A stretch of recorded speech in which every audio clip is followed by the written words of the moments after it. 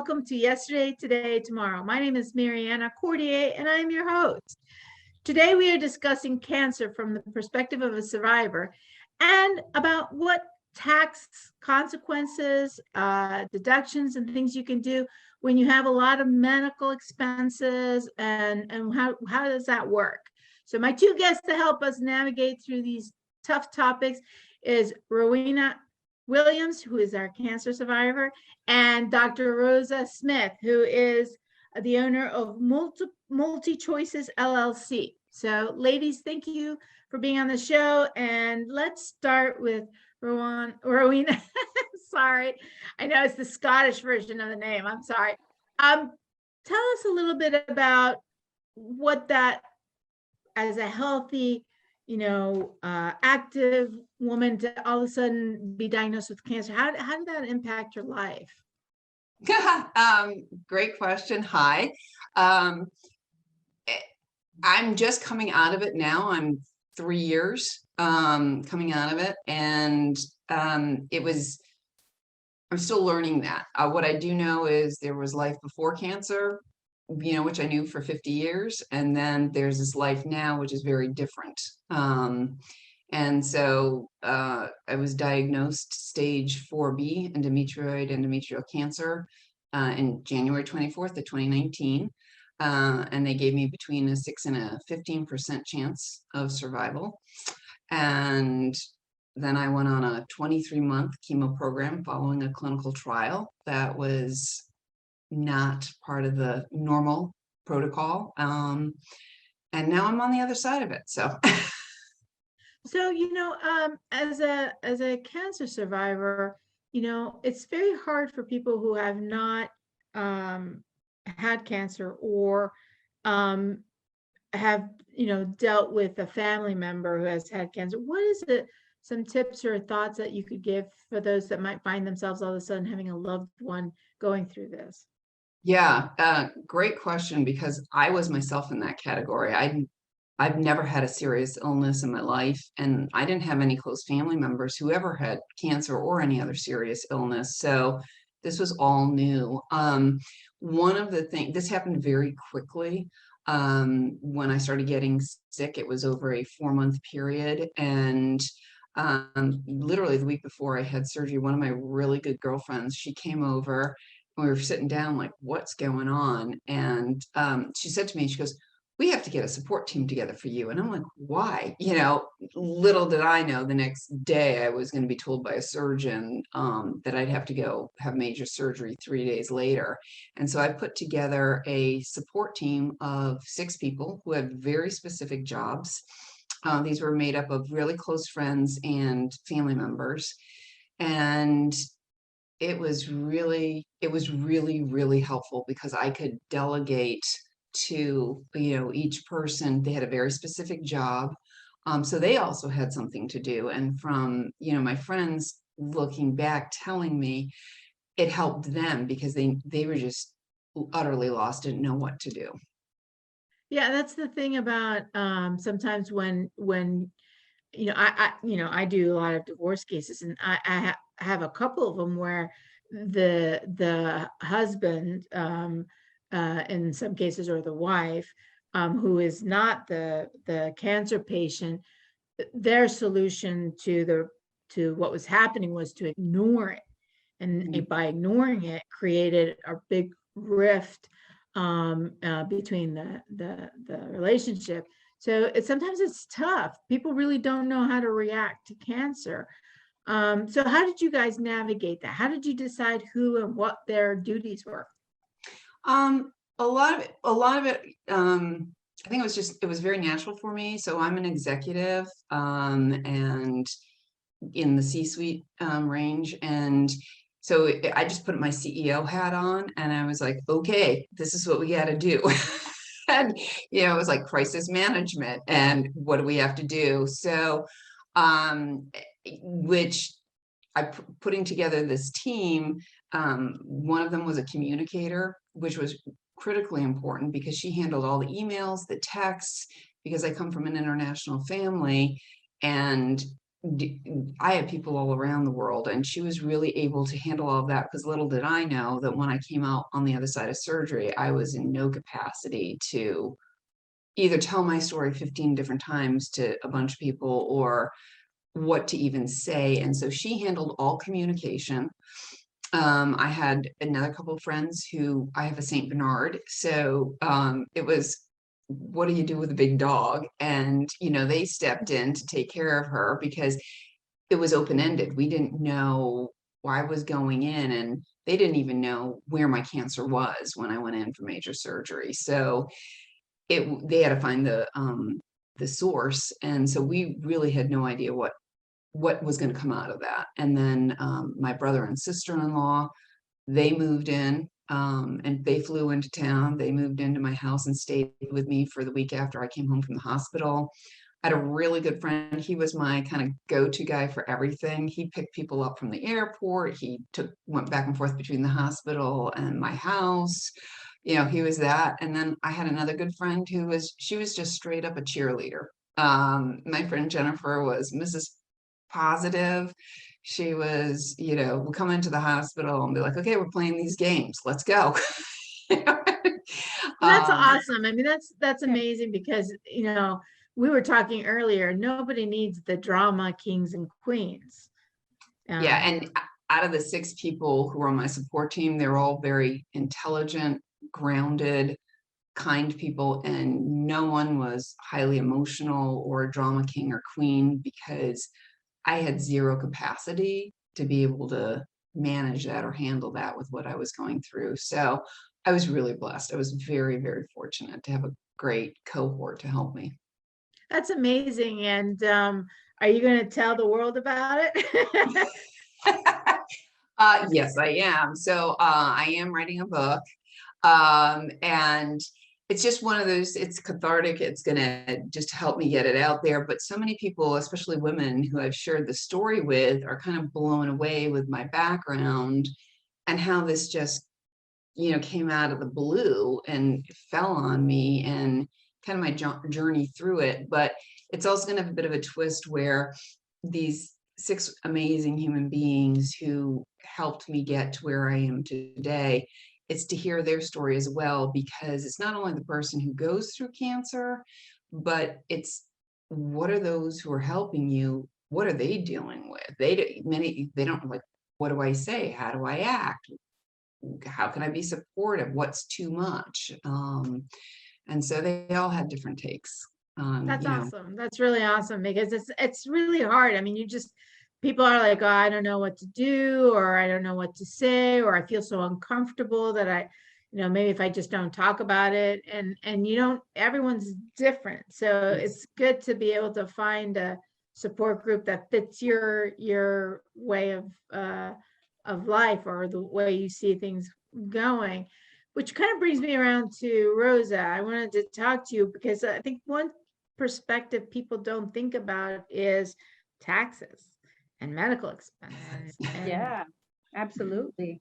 So let's Absolutely. talk about that. I did not know that in certain circumstances, medical expenses can be deductible. Is that Yes, true? that is absolutely true. Yeah. Well, And tell welcome us more. How does that work? sure, sure. First of all, Rona, I want to say thank you for being just so courageous to talk about what happened, because you're right, not a lot of people have that confidence and that stamina to talk about something so life-changing that you have been through. So thank you so much for sharing that. Tax-wise, I this year we have another extension due to COVID as well. And usually tax season is April 15th is usually the tax day, but now this year is going to be April 18th. And that is the last day that you can file your taxes and pay taxes without penalties if you owe the IRS. But medical expenses are a really tough conversation to talk about with a lot of illnesses. because once you're already feeling upset and ill, and then you got to add on a layer of, keeping tabs of the receipts as well as the expenses that you're going through. So I think that that's a great idea when you have your support system that can also help you with some of those administrative bills that you had to pay for. So for medical expenses, yes, Mariana, you can deduct medical expenses on the itemized form, and that's located on your itemized 1040. It's called a Schedule A, and you can itemize all of your medical expenses on that form. And what makes it very interesting and tricky to take that deduction is that there is a cap. There's a 7.5% threshold after your grossed income. And what that means is that it is multiplied, a 7.5 is multiplied by your salary, and anything after that you can deduct. So we're talking about huge medical expenses, which in this case, Roanna, if you'd had to deal with surgery or home care, those would add up quickly, and you can deduct those on your taxes. So I think that. But to be clear, that's not for folks that have health insurance, and the health insurance is covering a bulk of it. This is for, That's correct. or that your health insurance only covers a smaller portion, right? That's right. That is correct. It is not, you take your health insurance and then because they paid for it, not, and then you're getting the deduction. Absolutely. This is an incurred cost that you have had because of your illness, and medication is very expensive for cancer patients, especially those that do not have health insurance, right? And there are a lot of organizations that do that. Hospitalization is also really, really expensive. So just to give you an example of what I mean by the adjusted gross is, let's say your income is $50,000 and you want to take the medical deduction. So if you multiply $50,000 times 7.5, which is the threshold, you get $37,750. Subtract that from your expenses, like let's say you had $5,000 worth of expenses, you can deduct the remaining balance. So the remaining $1,250 remaining balance that you have. And that after a while, it really adds up. So health premiums, acupuncture, mental health. Mental health has been such a big conversation during the pandemic and the COVID situation, right? The masks that you're wearing, the hand sanitizer that you're using, all of this is tax deductible, especially if you're like a nurse and you're always having to buy these items. But are those deductions different from the medical expense deductions?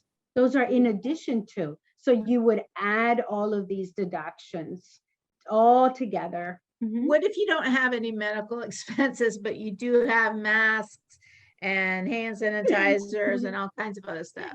Oh, that's great. That's a great question. And that is, no, the rule here is you have to itemize. So you do have to have a fair amount of itemizations, deductions to do that.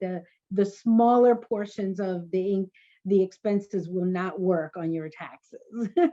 And how about for businesses? Do these expenses for the masks and hand sanitizers, have they been approved? Absolutely.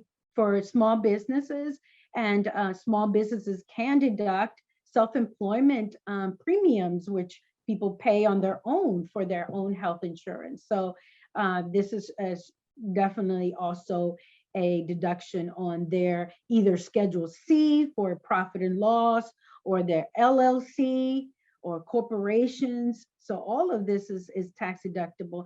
Even the mileage that a person goes to, like chemotherapy at 20 cents per mile to and from your house, is tax deductible. And that goes right on that Schedule A at the top. What about caregivers that are taking care of the elderly?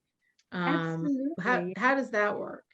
Yeah, most definitely, caregiver is also another topic that has been very huge and broad during this pandemic, because a lot of people staying at home. If you are a mom, if you're a daughter taking care of your mother or taking care of an elderly parent at home, all of those deductions are tax deductible as well. Even if you're hiring a caretaker, you want to always consult with your CPA or your tax advisor for how to best deduct those. There are some cases people are hiring folks to come and help them bathe their loved ones, because, you know, especially a person as small like me, I probably can't bring someone and bathe them and shower them and take care of them. So you want to be able to really care for them and have that record. Record keeping is really important for medical expenses. Really, dentures, you know, hearing aids, glasses, all of this is tax deductible. The question I get a lot asked is my dog tax deductible, right? I know Like a Rowena Saint knows- Bernard is the Like the dog Saint food for a Bernard Saint dog. Bernard deductible. So no, he's not. Is it a he? She's a girl. No, no, that Saint Bernard is not. But if that dog was for hearing purposes or seeing purposes, or for as the military uses it for different type of treatments, then yes, the dog does become tax deductible in those cases. So medical condition is always key. I find that, you know, for tax preparation or being, you know, keeping in mind your receipts and everything during the year, it's a bit of a challenge because all of us hate it. I mean, none of us really want to, you know, be reminded that there's coming a point in time of year that we're going to have to do that. What do you recommend to people about that? Sure. You know, nowadays everything is electronic, right? Everything is on your phone. If you don't want your receipts, they go on your phone. So I would suggest that create an electronic folder. So anytime you get a receipt, just go ahead and add it to your electronic folder. Just pop it in there, just like if you were to organize your files. I also believe in the old way. Get a shoebox, put your receipts in the shoebox at the end of the year. As you're drinking your wine or white wine, red wine, whatever wine you want to have, you take it out, right? And you start separating medical expense and all your receipts, because that way you'll have them, you know, in one location. Other ways that people do it is scan. They scanned everything into these electronic gadgets that you can just buy at Staples and scan your receipts in, and you'll have them organized at the end of the year. So it really isn't a hard task. It's just the hard task is keeping your receipts, because that you need to do when you're talking about $5,000-$10,000. I have a client who 1 year she got dentures, and that was like a good $10,000. The next year she had two root canals, but it was another family member. That was another like $6,000. I mean, $16,000 is a big chunk of money to put on a taxes as a tax deduction. Right. Gotcha. And Rowena, with regard to the challenges of having to cope with when you're, you know, sick, or even when you've come out of and you've survived the cancer, dealing with day-to-day tasks like keeping your receipts or, you know, other things like that. What do you recommend for other cancer patients to think about getting their mind in the right place to do the daily, everyday tasks that sometimes seem overwhelming? Yeah, the first thing is always ask for help. And I'm a very independent person, a very driven person. So I was used to doing everything on my own. So it took a lot for me to step back and go, whoa, I can't do this. But that's also the unique thing about cancer is cancer will tell you really quickly what you can and can't do, regardless if you, even if you think you can, it's like, yeah, you're not doing that. So that support team that I had together kind of stayed with me, even through my chemo treatment and all the side effects that I was dealing with in the chemo treatment. And so that was really, really important. And I would probably say I slowed down tremendously and I really simplified my life, and kind of what Rosa was saying, like on the business side of things. Luckily, all my stuff was electronic and I do have a shoebox.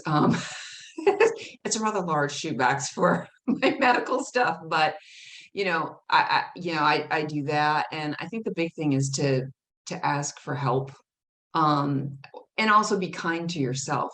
You gotta, it's really big to be kind to yourself, to say, okay, you know what? I thought I could do this, do the grocery shopping, go walk the dog, go, what are all the things on the list to do? And it's just like, nope, I can't get to everything today, and that's okay. So how do you, for those folks that are watching, you picked your 6 folks, but how if you have a lot of people in your life, do you really figure out which ones are the ones that really would be the best support? I mean, everyone means well, but at the end of the day, how do you really differentiate who really will be there or not? Yeah. I'll tell you, this was like a test. There's, because I come from an international family, there's only 4 of us in this country. So I didn't have, lots of aunts and uncles and cousins and that type of thing. And I had a lot of close friends, but I knew myself well enough to know that I couldn't handle a lot of drama or crazy. So I made sure that I surrounded myself with people who were just, easygoing, kind and gracious. And Robbie, who is my communicator, she did an amazing job of filtering and responding to emails or texts that people sent to me that I just could not handle or manage. And she did all of that communication and managed all of that. And I think you have to be really, again, kind to yourself and honest to yourself and say, I can't hear your story right now. I have to focus on my health.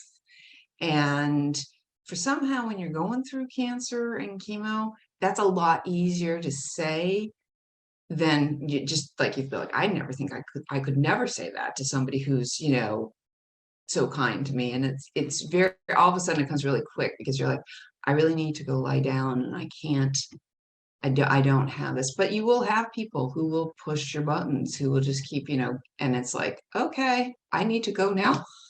Well, that's what I love about the idea of a communicator more than Yeah. anything else, who is also a filter, because Mhm. there's a lot of people that mean well, but some of the things they say when you're vulnerable is hard. Yeah. Yeah. And it's especially when you're trying to fight for your life, and people who can read about your disease online and stuff, and they're like, ooh, wow, and it's like, yeah, I don't need to hear that. Yeah, Google can be pretty painful. Yeah, WebMD and the CDC and NIH do not become your friends, but it's just like, okay, I gotta park all that stuff and just stay focused on the positive and moving forward. Well, we're kind of running out of time. So what would be one of the last tidbits you would want the audience to take away about your story and your trajectory of surviving, such an awful disease? Sure. You have to stay positive. I have a very strong faith, and just know that you can do it. You're stronger than you would even imagine, and just stay in the light, stay positive. You will have your down days, but you pick yourself up as quickly as you can and you move forward. And Yeah, just, and be your own advocate. Truly, when you have a serious medical issue going on, you've got to be your own advocate and listen to your gut. And Rosa, what do you have to say to the audience to remember in your last minute? Absolutely. I want to wish Okay. everyone a happy new year. Hopefully this year will be better than last year's year. And wear your mask. Please wear your mask. I know that we forget, but wear your mask. But also ask, consult about all the benefits that you have. Today you heard from Rowana, but you have definitely a lot of benefits out there that you can ask questions, ask people who might know to direct you into the right, point you into the right direction. So especially for tax law, which can be a bit complicated. So don't be afraid to ask the question. And if you don't get the answer you think you're looking for, ask someone else. That's really good advice. Being a lawyer, I can tell you, I don't know anything about taxes. So ask the experts. So I want to thank my guests for being on the show and sharing their story with us. It's so impactful. And I want to thank our audience for watching. And you can catch us on YouTube as well as Yesterday, Today, Tomorrow show. And we're also on Facebook. So until next time, I'm Mariana Cordier.